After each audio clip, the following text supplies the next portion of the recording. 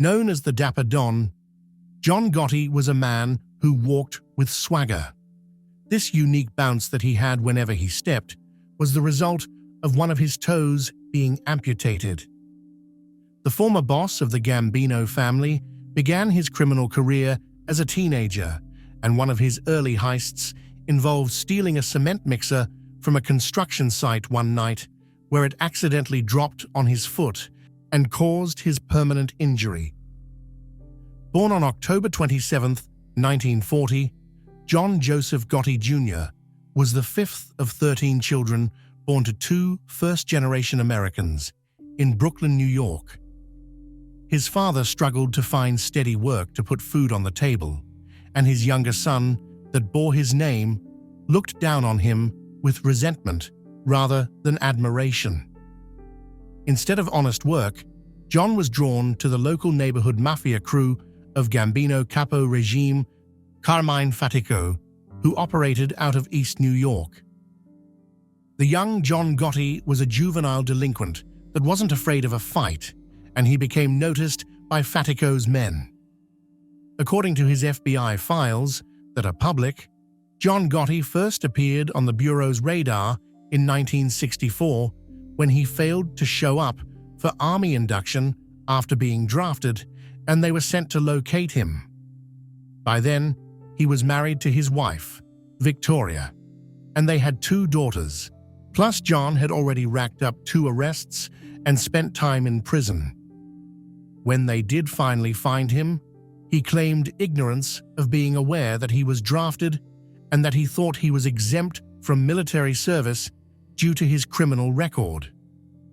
When the Army took a closer look at him, they took his side and agreed that someone like him was not wanted. 21 years later, this petty criminal and Mafia associate wannabe would later become the boss of one of the largest criminal organizations in the United States of America. And the only thing more impressive than his rise would be his downfall.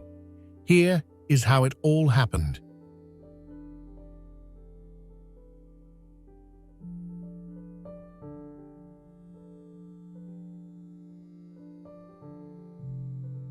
John Gotti is believed to have had an IQ of 110, which is considered above average. Despite his obvious intelligence, the man was a high school dropout. He held various odd jobs during his first year in the real world, but his true calling was a life of crime. As a teenager, Gotti formed his own juvenile delinquent street gang on the streets of East New York in the 1950s that included his brothers Gene and Peter, plus his friend Angelo Ruggiero. Angelo's uncle, through his mother, was the future underboss of the Gambino family, Agnello della Croce, but in those days he was just a powerful Capo Regime in the Anastasia faction of the family. A lot of the early details about Gotti's criminal career have been lost to time, but it's said that Gotti's small gang ran their own hustles and criminal activities in a territory that belonged to then Anastasia family Capo Regime, Carmine Fatico. Their activities got them on Fatico's radar, and they were pegged as possible rising new Mafia talent. Della Croce also probably put in a good word for the boys, and soon they were low-level associates of this crew. The Fatico crew would later be considered to be blue-collar when compared to the family's labor racketeering and other corrupt activities. They specialized in the traditional mob businesses of gambling and loan sharking, but their main moneymaker was hijacking. JFK Airport was in their territory, and it was one of the busiest logistical hubs in the United States. The hijacking system they set up was efficient and replicable. First, the crew would cultivate an inside man who either worked in a warehouse and knew which truck would have valuable loads, or the driver himself would be their guy. These men would tip off the mobsters, who would then assemble a small crew for the job. If the driver was in on it, then he would stop the truck and go along with whatever was needed. If he wasn't, then they needed to somehow ambush the truck, make it stop, and then incapacitate the driver for a couple of hours while they did their work. So for this part of the job, multiple people were needed to keep a gun on the driver while someone in the crew drove the truck. Trucks were taken to predetermined lots or warehouses where the rest of the crew would unload the cargo. The empty truck would then be abandoned miles away from this place. At this point, moving the goods quickly through a fence is critical because if the crew is caught with stolen property, then the criminal case against them is open and shut. While at the warehouse, products might be repackaged to avoid law enforcement scrutiny during a search. For example, cigarette cartons would be removed from their original boxes and then placed in a box from a different brand. Plus, electronics would have their serial numbers removed or filed off to make them untraceable. This is called the cleaning process. Now the goods are ready to be fenced. And it's this part of the process that requires some business acumen, the right contacts, and brains, because here is how the money is made. Small wholesalers and small businesses, plus second-hand shops, would be contacted, and it's these people, the fencers, who take over possession of the stolen goods. Usually, they would pay the crew about half the retail value of the merchandise. Sometimes larger loads would be divided and sold to different wholesalers across the country to avoid suspicion or leave clues as to where it originally came from. The goods would next make their way to the actual retailers that sold them to the public. Fake invoices would be created to make a false but explainable paper trail of where the merchandise came from should anyone look or care. But the loads from the trucks were divided multiple times, and when it finally made it to the store where it was to be sold, it was a small delivery that was barely worth noticing. The benefit for the businesses at the end of this chain was that the costs for the stolen items was less than what the real distributor charged, so they decided to look the other way and not ask any questions. A truck carrying $60,000 worth of declared goods would be sold by the hijackers for half that amount. From that $30,000, maybe a third of that would go to the crew who hijacked the truck and unloaded it. Another third would go to the crew members that facilitated the selling of the stolen goods, and the final third would go to Capo Regime, Carmine Fatico, who then kicked up maybe 20% of that to the family's boss.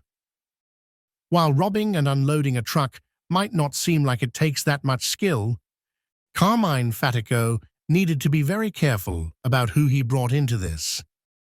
He kept the crew small and tight to keep the running of the operation smooth, while also being very cautious, because if one of the men turned into an informant, then they would bring the entire operation down, while also putting a lot of guys in prison. For Gotti and his young gang, their early days with the family were spent as gophers. They would run errands for the higher-up guys and drive them around.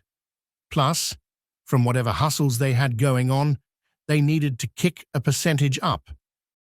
But as Fatico began to become more familiar with the young teens working for him, John Gotti started to stand out as being fearless, ruthless, smart, aggressive, and most important, he was a leader that others willingly followed. By the early 1960s, John had a small arrest record for a few burglaries, and he did 6 months in county jail.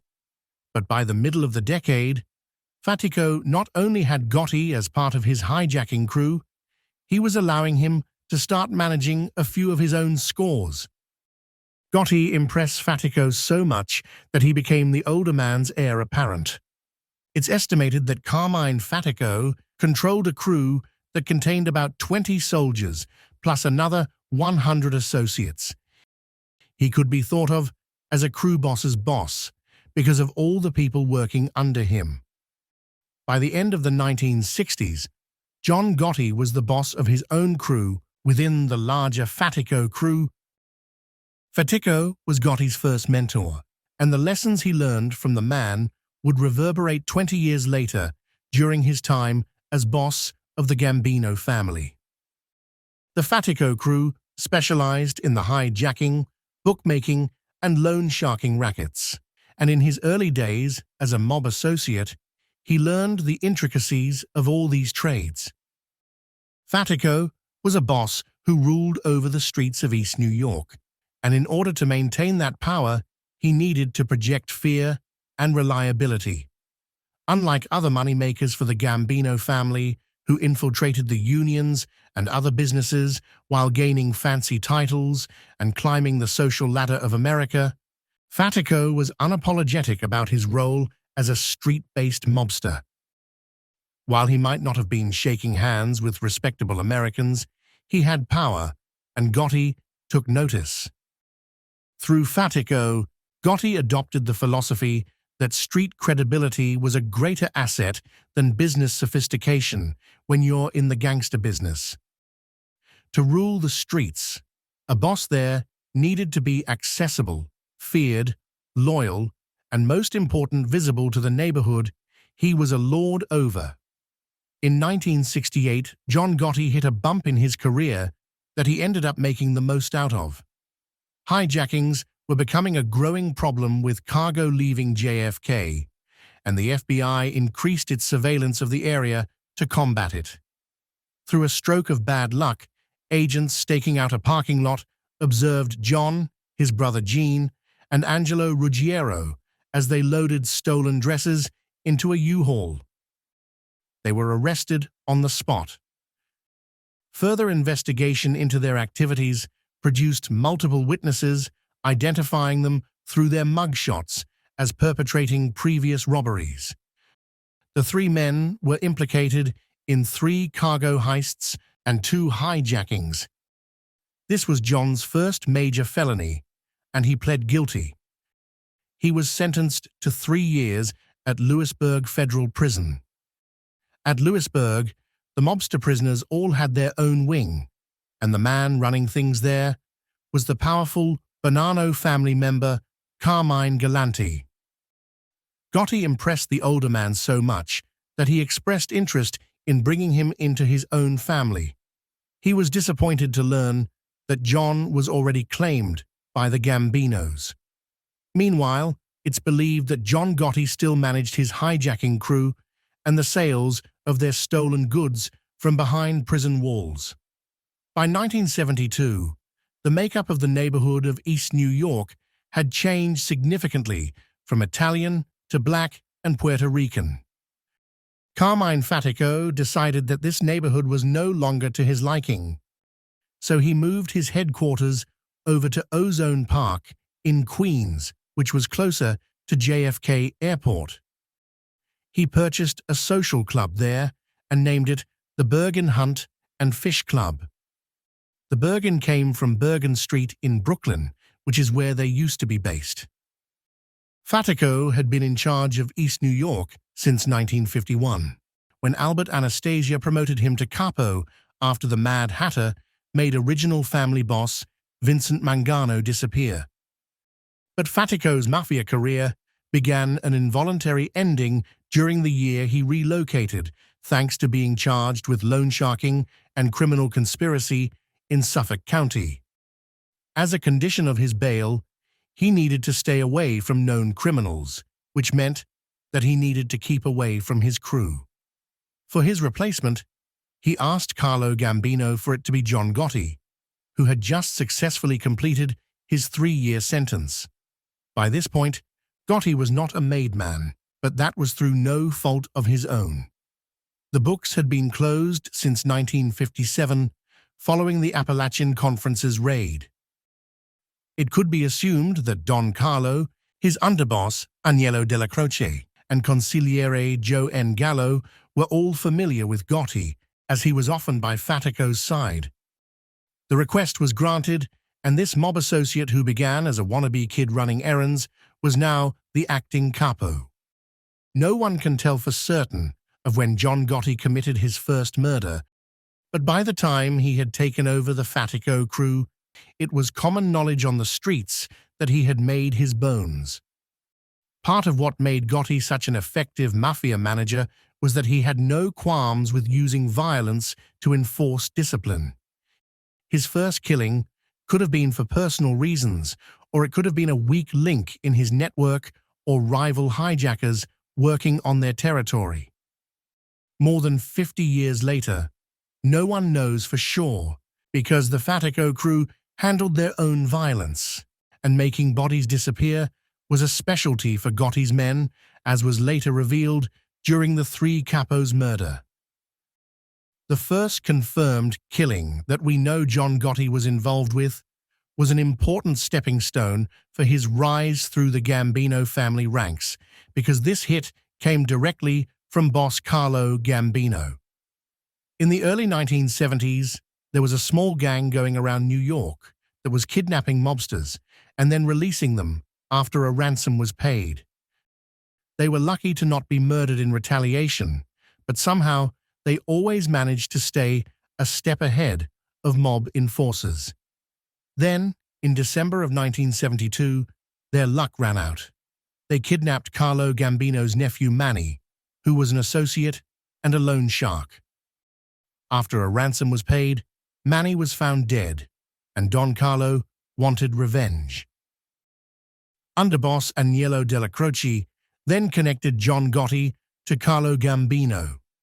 Gotti and Della Croce knew each other for more than a decade, but after John took over the Fatico crew, they became closer as the older man was now John's direct superior to report to.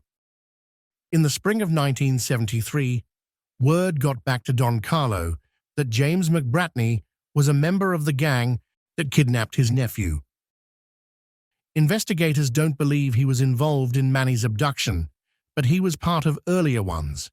Either way, a message needed to be sent, and the contract was given to John Gotti. For the acting capo, this was a chance to show that he was willing to kill for more than personal gain.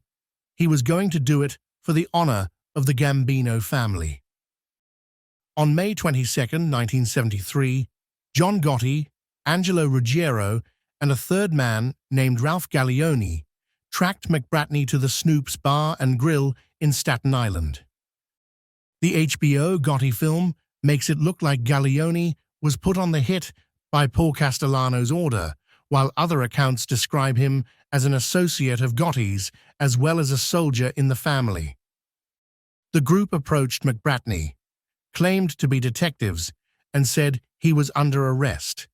Gallioni had the gun, and Angelo had the handcuffs to make this ruse look believable. "You're under arrest, and you know the drill. Don't give us any trouble and come outside." McBratney seemed to be cooperating, and then suddenly everything went wrong after another patron intervened and started to argue with the three men. The argument turned physical. Gallioni took his gun and fired 2 shots into the air. McBratney then lunged at him, and the 2 men fought for the weapon. Gotti and Ruggiero tried to pull them apart, but it was no good.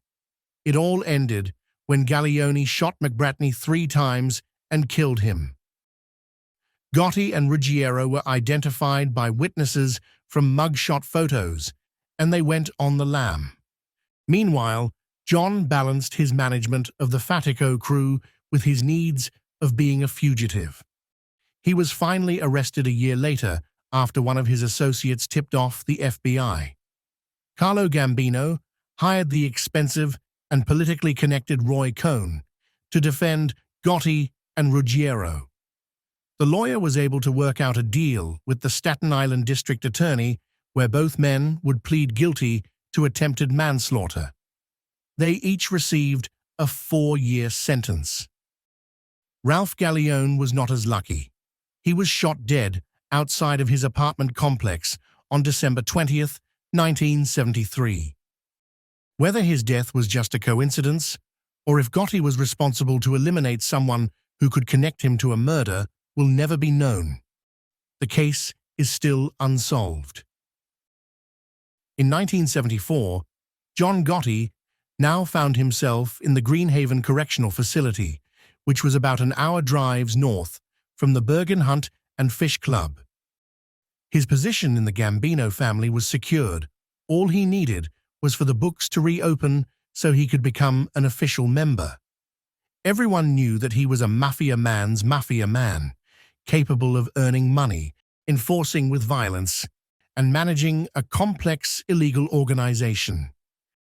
And while he was behind bars, he continued to impress his superiors. Gotti remained acting capo of the Fatico crew while he was away, and his physical absence from the streets taught him the limits of direct control and the importance of delegating tasks to the right people. His brothers, Gene and Peter, plus other men from his crew, like Danny Marino, the Carneglia brothers, Willie Johnson, and others, would pay him visits to inform him on what was happening and get his orders of how to respond to problems. Investigators later learned that during this prison sentence, Gotti was taken to Brooklyn at least 3 times for medical examinations conducted by his private physician. During these visits, he bribed the guards and was allowed to make stops to his home and restaurants, where he was able to meet with other mobsters to conduct business. In 1976, Carlo Gambino passed away from natural causes, and before his death, he named his cousin, Paul Castellano, who was also a powerful Capo Regime, to be his successor. Castellano came from the white-collar wing of the Gambino family, where most of the money was made from labor racketeering, construction kickbacks, and other corruption schemes that didn't require a lot of violence. That's not to say that he was timid, as he had no hesitations with ordering violence when he felt that violence was needed. Agnello Della Croce had been the underboss of the family since 1966, and many of his supporters felt that he had been snubbed. Tensions were rising in the family, and it didn't help that in the weeks after Gambino's death, Della Croce was in federal prison on a tax evasion charge.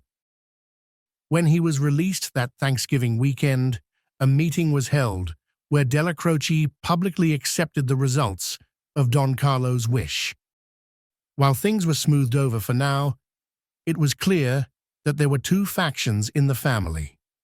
Even if Della Croce was not actively fulminating hostility against Castellano, many members loved and respected the man, which made them take the slight personally. Gotti felt insulted, but for now, he kept it to himself. When he was released in 1977, he had been the mobster who ran that prison's mafia wing.